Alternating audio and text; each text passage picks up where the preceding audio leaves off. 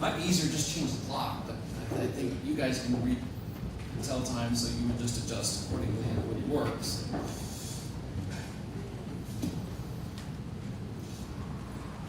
Okay.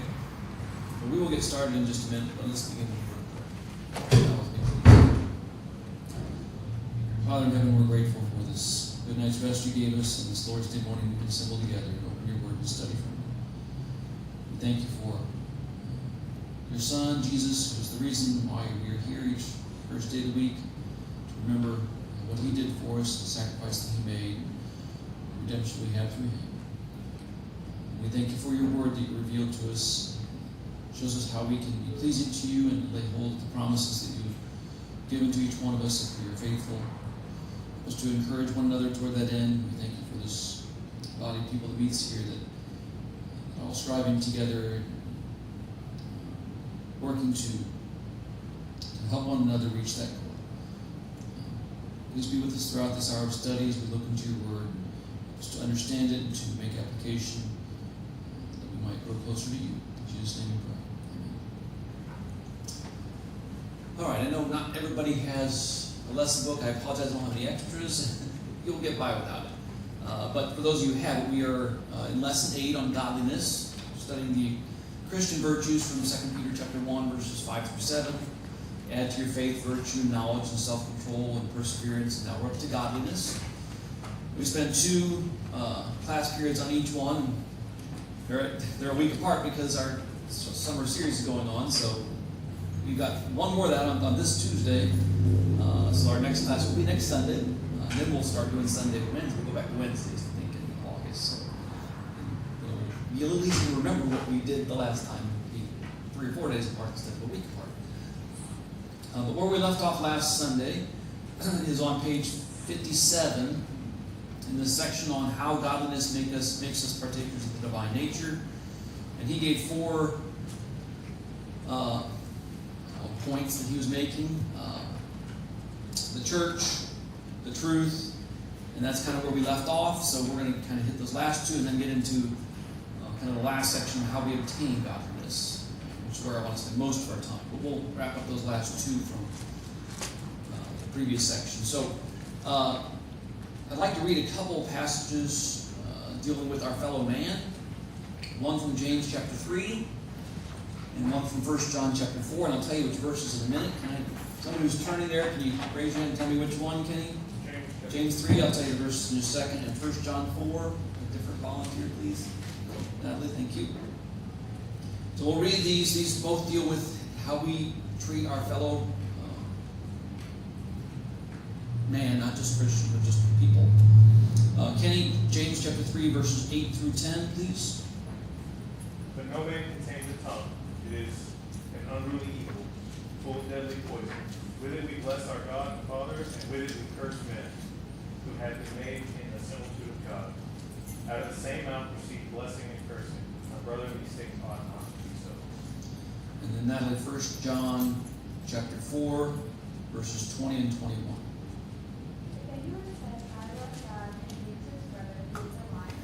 For he who does not love his brother whom he has not seen, cannot love God whom he has not seen. And this commandment we have from him: whoever loves God must also love his brother. Okay. So, I think those are familiar verses to us. A couple different related points being made, but something that struck you. How are we, if we want to be godly, takers of the divine nature,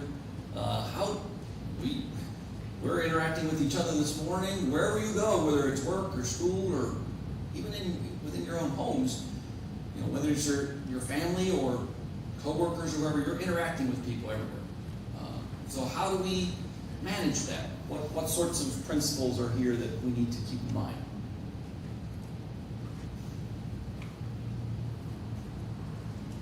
Just think for a second. Natalie? We don't love and honor people around us, that means that we don't love and honor God. Yeah, because we can see, I can see you. If I don't even treat you the way I'm supposed to, how could I possibly claim that I'm giving God the respect and honor he deserves? Because that he's unseen, and that's a little bit more abstract. or difficult maybe. So that's the argument I think John was making there. That's good. In James, he was just pointing out the inconsistency of, out of the same mouth proceed blessing and cursing. We curse men and we bless God. It's like a spring putting forth both salt water and fresh. They don't do that. So it's inconsistent. Other comments? I think one or two others I was going to make. Val, Jason? I think also there in James, he points out, how can you curse men who are made in the likeness of God? So there's some way in which human beings are like God. If we hate them, how can we claim to love God, bless God, curse men that are made in His likeness? Also, to some degree, it's like we're criticizing what God has done. How can we claim to love God, but we don't like His creation, and those He made? It's so easy to do that, though. It is. Especially when they cut us off in traffic. Just come on. But yeah, things other people do irritate us. And we forget that things we do irritate them. We cut ourselves a break. We don't cut other people a break. If we want them to cut us a break, we want God to cut us a break. We gotta treat each other the way we're supposed to.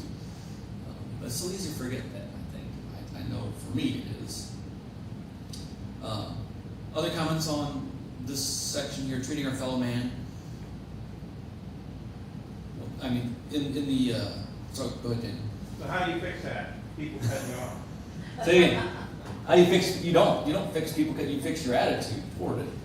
You remind yourself that maybe it was just an innocent mistake, or maybe they had a reason for why they did that. And we tend to ascribe motives to people, I think. Whereas it's probably just inadvertent, or they didn't see you, or something like that. I don't know if you guys are familiar with Hanlon's razor. Never attribute to malice that which is adequately explained by stupidity. We assume people did it because they're just being jerks, right?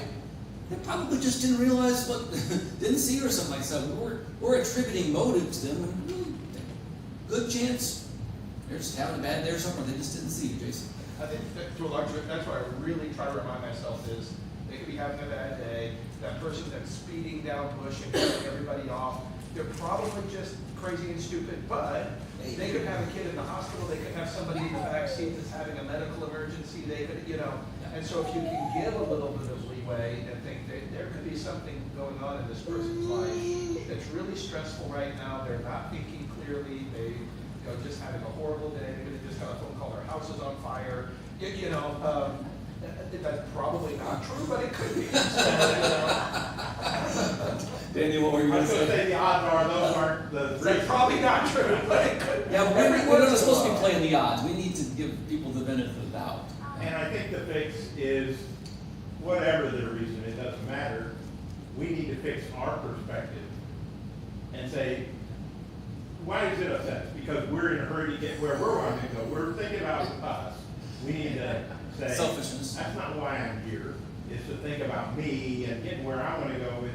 I'm here to let other people get in front of me, to serve them. That's my purpose. That's what Jesus is our example.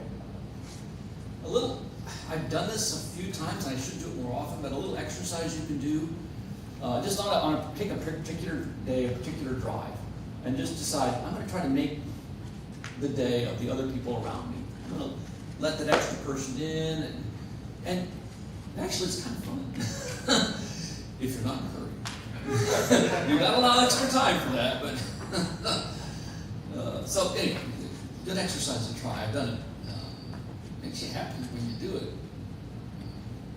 All right, other comments on this section here? We got one more in this part, and we really want to make sure we have enough time for the last section. I always go back, but all right, this last one I had a little trouble understanding the author's where he was going with this, because we're in a section on how godliness makes us partakers of the divine nature. He brought in marriage and sexuality. It's a little bit looser connection, at least in my mind. Maybe you can help me with that. He did reference Matthew chapter 19, verses 4 through 6. I'll just read that real quickly. That's a good springboard, I think. I do like how Jesus answered this question. So, Verse 3, the Pharisees had just come up and asked Jesus whether it was lawful to divorce one's wife for any cause, and they're going to bring it. Moses commanded. But Jesus answers it this way, verse 4 of Matthew 19. He answered, have you not read that he who created them from the beginning made them male and female, and said, therefore a man shall leave his father and his mother, hold fast to his wife, and the two shall become one flesh. So they are no longer two, but one flesh. What therefore God has joined together, let not man separate. So, I mean, I like how Jesus is from the beginning. Didn't you read? Can't you read? He made a male and female. He said, man, leave his father and mother, join his wife, and they're one flesh. God joined it together, don't separate. I mean, very simple argument. We can all follow that. I think it's hard to argue with. But, anyway, comments on that or relating to some other thing that he argued here in this short section? We're going to talk about that a little bit more. Is this our only conversation about that section? We can always come back, but go ahead. Well, I do think the point that he made, I mean, he throws a lot of cultural things in there that are related to biblical things. He's talking about divorce and marriage. He's talking about homosexuality in this section. He talks about gender identity. Transgender, yeah, sure. It's a hot too. But I do think, when we talk about godliness, having a Godward attitude, that God is what's most important, I think what he's trying to say is these things have all been ordained and put in place by God. And it's not our place to change any of those things. We are to comply. If we're thinking about God, then if I've been made a man, I want to be a man the way God wanted it to be. I don't just get to say I want to be a woman and change that. Or if I'm in a marriage and God says marriage is for life, it's not just about my happiness saying, I'm not pleased in this. I think I'd be happier. I want to change those rules. So he does throw in a hodgepodge of a whole bunch of other things, but I do think they can all tie together in that. Are we trying to please God in all of these areas, or are we just doing what we want? Rather than our roles and what we want to do, Yeah. how we feel. Right. I feel like a woman. It doesn't matter. God created me this way. I do like, there was one other verse he brought out, Romans 9, verse 20, which kind of relates to that transgender thing that you were bringing up. Indeed, O man, who are you to reply against God? Will the thing formed say to him who formed it, why have you made me like this? And that's kind of what I think people are doing when they say, well, I don't want to be this gender, I want to be the other, and because I feel that. That's basically telling God, you made a mistake. Of course, probably a lot of people who do that don't really believe in God, so I don't know how they reconcile it. But other comments on, it's kind of a blend of several things here. So, Of course, I've heard that passage twisted the entire opposite way, where people will say, well, God made me this way. God made me homosexual. God made me trans. God made, so I can't question that. That's the way he made me. That's just completely. I suppose you can twist it.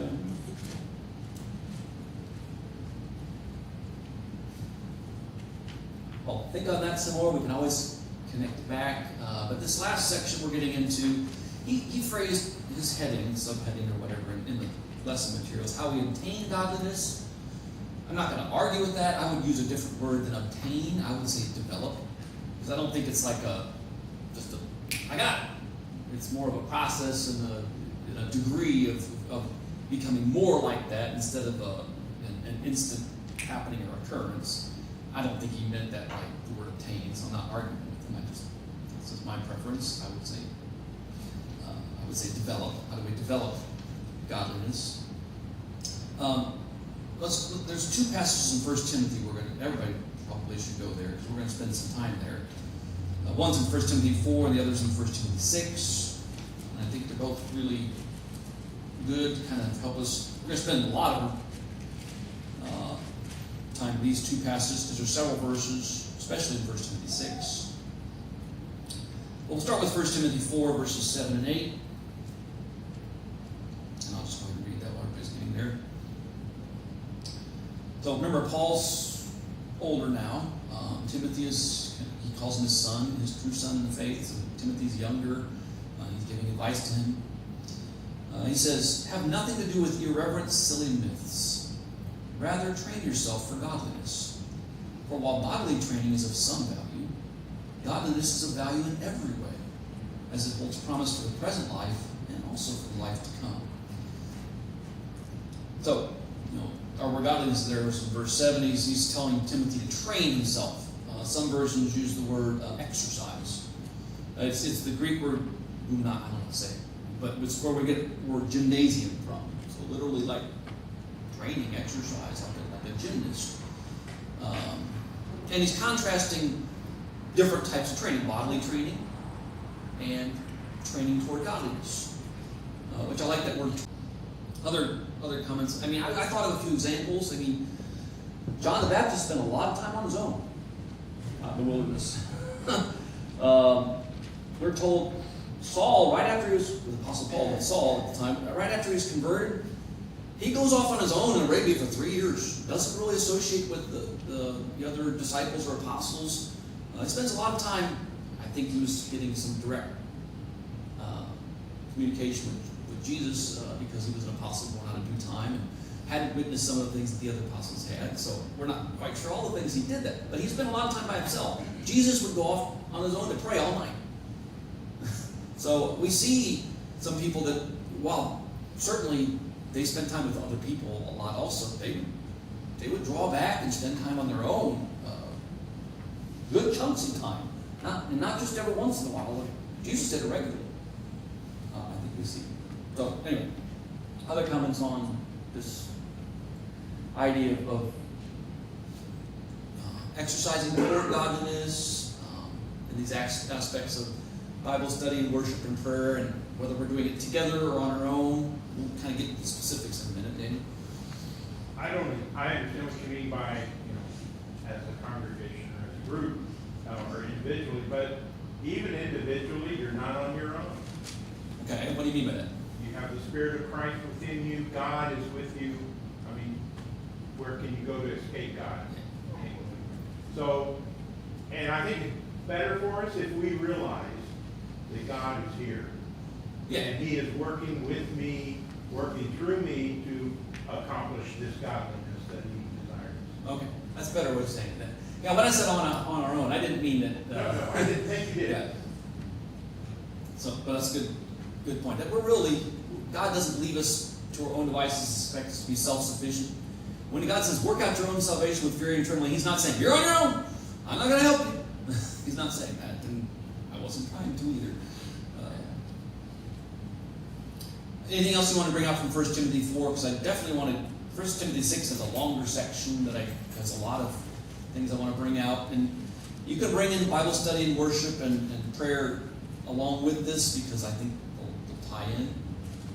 So I don't want to separate them so much, just kind of consider at the same time. All right, remember, if you need my attention, movement, guys, movement. Hi. If you're down here and you're still, I may not see you. Okay?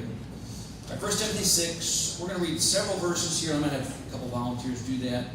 It's a little bit longer section, but it's kind of an argument that he's making and kind of explaining the rationale of Timothy. And it kind of weaves in a couple of things that are related, so I want us to kind of consider it all as a whole. We'll jump around a little bit, but we're going to read verses 3 through 12 and then 17 through 19. Who likes to read a lot? Al, thank you. Read it good and loud because you're back there. Everybody's got to hear you. 3 through 12, this is 1 Timothy 6. 3 through 12 and 17 through 19.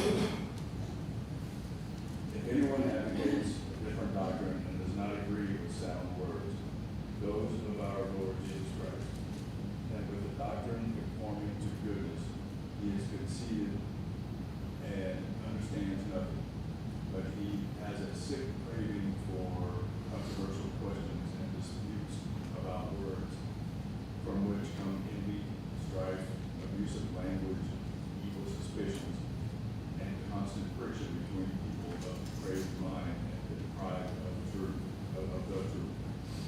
who suppose that godliness is a means of gain.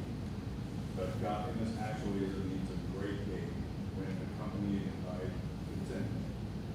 For we have brought nothing into the world, so we cannot take anything out of it either. But we have food and covering.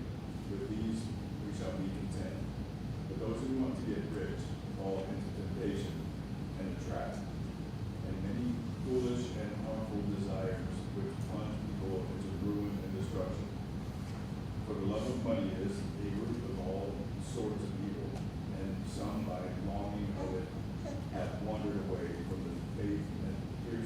yourselves with many griefs.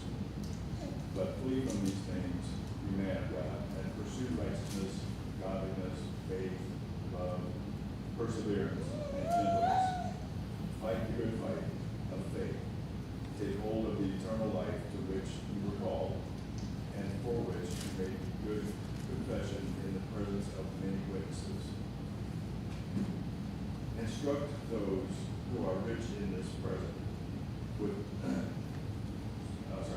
instruct those who are rich in this present world not to be conceited or to set their hope on the uncertainty of riches, but on God, who richly supplies us with all things to enjoy. Instruct them to do good, to be rich in good works, to be generous and ready to share, storing up for themselves the treasure of a good foundation for the future, so that they may take hold of that which is truly life. Okay, I know that was a lot. I want to frame the way we look at this passage as basically just a comparison and contrast of two choices of how to live. Godliness, which you mentioned several times, and then I guess let's just call the other ungodliness, because it's kind of the flip side of the opposite. You know, not godliness. So godliness and not godliness. And one of the things, a question I have just to kind of get us started is godliness a means of gain?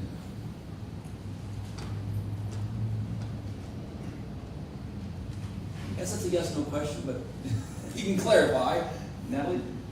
It says that godliness with contentment has great gain, but I don't think we're supposed to see godliness as a tool that we can use for gain for ourselves. But it's more like those who are godly are blessed, but it's not like you orient yourself towards God just so that you can get stuff. Right. So I think that comes from verses 5 and 6. He does mention, they're imagining that godliness is a means of gain. So that kind of suggests it's not. But then he turns right around and says, but godliness with contentment is great gain. Yeah. So I read an article literally a month ago that just made me laugh. It was about a bunch of atheists in Texas that have joined a church because they don't have any friends and they wanted to have companionship. And so there is an element of that, right, with what we do to some extent. I mean, are there people that have done things that, there's a friendship, there's a bond that you can get, and if you don't have family, which they didn't have, so they're like, how can we get all these new friends? They're like, we're going to join a church. So they joined a church, and that's what the article was about. So there is an element of that is interesting to me, that even the world sees value in some aspects of what we do, even if they don't are Maybe the wrong things, but yeah. But it is interesting to see that. So, but obviously that only goes so deep, right? And that's kind of the point of this section here, where we're seeing people that, if they're really not truly committed, eventually I have a feeling those people will not make it. That would be my guess. But we'll see how time goes. Maybe this group of evangelicals can switch their hearts. I don't know. But it's interesting to me to see that. So there is an element of that. Yeah. Other comments on this idea of godliness and contentment? Yeah. I mean, I think, that, as you mentioned, there is gain there. Part of this section we'll get to a little bit later. It just kind of depends on what you're pursuing. What is it that you want out of life? Do you want to get something out of life? And I think both those pursuing godliness and those pursuing ungodliness want to get something out of life. They're just wanting different things out of life. Well, what are a lot of people pursuing? He mentions it in here, and it's kind of the illustration he uses of an ungodly way of living. What are a lot of people pursuing? Money. And what's his comment about this desire for riches? Again. Yeah, he calls it's a root of all kinds of evil. The word root has the idea of source. That's where trees grow from. So it's kind of like the beginning. So this desiring for riches is going to lead to a lot of others bad stuff. And he kind of points that out in verse 9. Those who desire to be rich fall into a temptation, into a snare, into many senseless and harmful desires that plunge people into ruin and destruction. And then he mentions, through this craving, verse 10, some have wandered away from the faith. So it draws us away. It diverts. It kind of leads us down a different path that's going to go a lot of bad places. And it's kind of the start of that. So that's kind of, I think, the contrast he's making there. He calls it a snare, a trap. It's a trap. And it's a trap that, when you're going to trap animals, you hide the trap. You put leaves and stuff over it so they can't see it. Because if they saw the trap, they probably wouldn't get stuck. So it's kind of a sneaky. That's what traps are. They're sneaky. They kind of, you think you're fine, and then now you're caught, right? It just kind of sneaks up on you. And I think that's kind of what, and I think for Americans, we would, do I have desire to be rich? Well, if I'm being honest, I mean, sometimes it would make life easier, wouldn't it? At least richer. Yeah, richer. The thing is, I already am. Compared to the rest of the world, I already am. And yet, most of us probably would like a little bit more. Like, how many of you would turn down a raise? I mean, that would be great, right? And we'll sometimes invest a little bit more of our time and energy into making a little extra money so we can take that vacation or buy that new car or whatever. Do you see how it can kind of be a snare and trap, and it kind of catches us without us realizing it? And all of a sudden we turn around and we're like, well, I'm way off over here. It's like a drifting type thing. So I don't think we're immune to that. In fact, I think maybe we're more susceptible to it because just the nature of this country. We're a very affluent country. Even the poor people are rich. They just don't feel like it. That's some of us, I'm sure. Other comments on, I got some other stuff, but I don't know what I'll talk about. Now, I just want to say just quickly about the analogy about the roots and the tree. When we have just roots, it might not be so obvious as to what it is, but when they all come together, come out, form that tree, now all of a sudden you see what it is, you see what's there. That's maybe a way to look at the fruit of evil things. if you ever tried to pull a tree out by the roots, I'm talking about just the little ones that, they don't have to be very high, but man, they're in there good. Because they've been doing their work underground for a little while before there's much to see above ground. But they're not easy to get out of there. And that maybe kind of is what this desire to be rich can be like. And so he tells us, flee it. Verse 11. As for you, O man of God, flee these things. Pursue godliness. And then he mentions, now if you are rich, he doesn't tell them like that's the rich young ruler, gotta give it all away and come follow me. He doesn't tell them that, but he does say what? It's verse 17 through 19 now. What advice does he give Timothy and then of course to us as well? If you are rich, what do you better be careful about? Yeah. Set your hope on God. As opposed to what? What a lot of rich people put their hope in or their trust in. Their stuff or themselves. They're self-sufficient. They're haughty. He used the word here. You feel like I can handle whatever. I can afford. Throw anything at me. I can handle it. I don't know that Job felt that way, but I guarantee he didn't feel that way afterward. And so God taught Job patience. I think Job had some patience already, but I think he had more afterward. And Job, I think, was stronger after going through that. He lost his wife and his kids, and he had to kind of start over and lost his riches. He came out stronger in the end. Yeah, so set our hopes on God, I think, is the reminder that he's giving them here in verses 17 through 19. And how, verse 18, in what way should our riches be used if we got them? Well, what would a godly person do with riches? build bigger barns and just hoard it for yourself, right? Generous. You're generous, share. It works. Yep. I mean, how much good can a rich person do if they've got the right attitude? A lot. We call it philanthropy, which is just, all right, philanthropy, you Greek person, what's the word philanthropy mean? Love of man. Yeah. Phileo, that's love.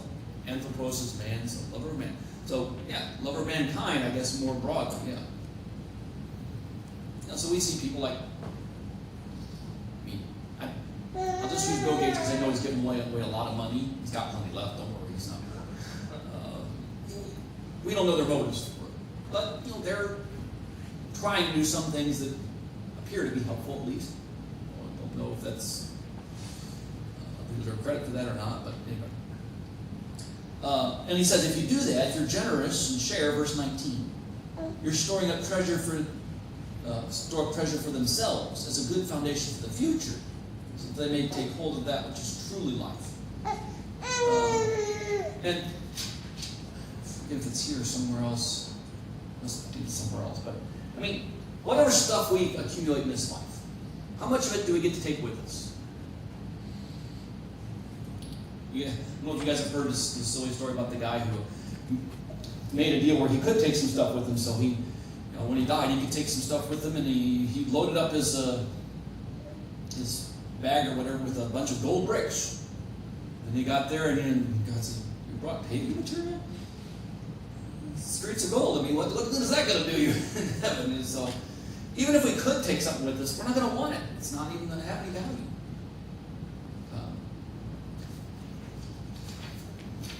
All right, so these three areas, Bible study, worship, and prayer.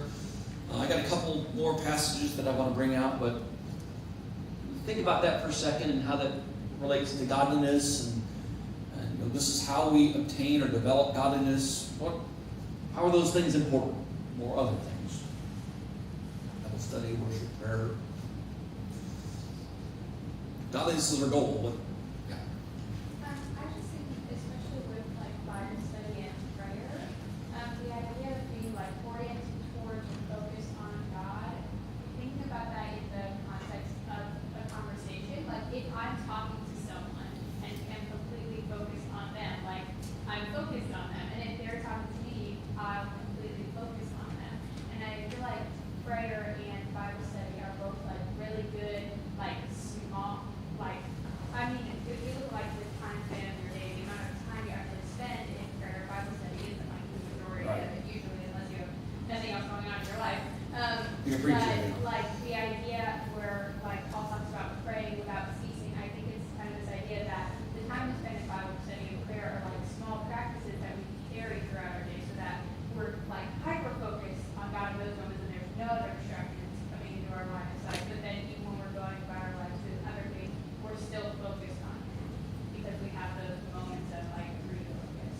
Yeah, and so when you're focused on something, you're listening, you're considering, what they have to say, and the value in it. So yeah, and we see, by the way, we see Jesus praying an awful lot. If there's one guy you would think really didn't need to pray that much, it'd be him.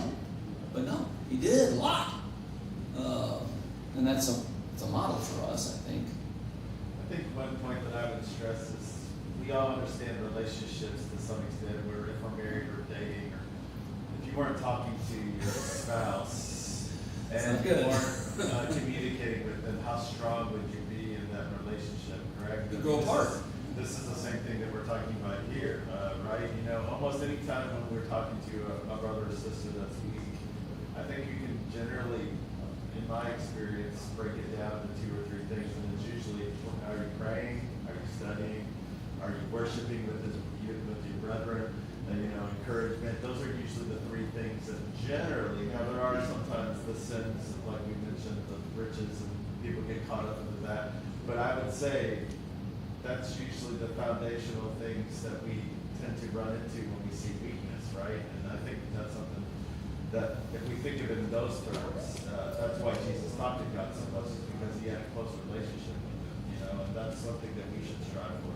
If we want to have a close marriage, then we're going to invest a lot of time communicating and making sure we listen to them, know their needs, try to support and provide for and so on. So any relationship like that, yeah, we got to be interested in strengthening it. Yeah. I think connected to that, when we talk about having this God-word mindset, and of course that's what in our worship and our Bible study and prayer, we're coming to God. I was thinking of, I don't think he included it in his list of passages, but Colossians 3, in the first few verses, therefore if you've been raised up with Christ, keep seeking the things above, where Christ is, seated at the right hand of God. Set your mind on the things above, not on the things that are on earth. For you have died and your life is hidden with Christ in God. When Christ, who is our life, is revealed, then you also will be revealed with him in glory. Even there when Paul says, think about the things above, when he talks about the things, he goes back to Christ and God. Christ is our life. Where Christ is, that's where we need to have our focal point, the things above, not the things here on earth. Yeah, so going back to where Natalie was just focused on, what are we focused on? What are we really looking ahead to? Well, it's the weekend, so we can not have to work and go out and do fun stuff. We all do that to some extent probably, but I mean really what's our long-term focus? And the things we're doing along the way between now and then, are they leading us in that direction or not? We gotta be careful about that. And if they're all pursuing ungodly things, riches and fun and distractions and all those, because there's plenty. This country, there's plenty of things that can distract us. We got to be careful about that. There's a couple other passages I wanted to reference. Philippians 4, verses 6 and 7. I'll just read that real quick. This is on there. This one references prayer. Do not be anxious about anything, but in everything, by prayer and supplication, with thanksgiving, let your requests be made known to God. And the peace of God, which surpasses all understanding, will guard your hearts and your minds in Christ Jesus. And then, kind of relating to Colossians 3, verse 8 just talks about, here's things you need to think about. All these excellent, praiseworthy things, whether it's true and honorable and just and lovely and so on. So, like I said, he said, if you're praying, he said, don't be anxious, pray. Lay it on God, and you'll have peace. He doesn't promise you're going to get what you ask for. He says you're going to have peace, which is really what we really want. And that's the same idea of contentment. Like Paul said, I've learned to be content in whatever state I am. All these things that happen to me, he said, I've learned that I can be content in whatever state that I'm in. All right, other comments were. We're running fairly short on time here. We're down the last few minutes. Is it 10:15 we get out? I always forget. Okay, so we go 2 or 3 minutes, Jim. I didn't remember that Job lost his wife. He did, didn't he? I'm not saying she died. I'm saying I feel like she left him. I said that impression. She maybe wanted to lose her. All right, he lost her at least in the sense that she was not helping out. Maybe she stuck around, and maybe she came around, but she was at odds with. She's not helping him. So I might have misspoke. I'll have to go back. That's wrong. Other comments? What other mistakes did I make? Got a question. Yeah. Is self-interest bad?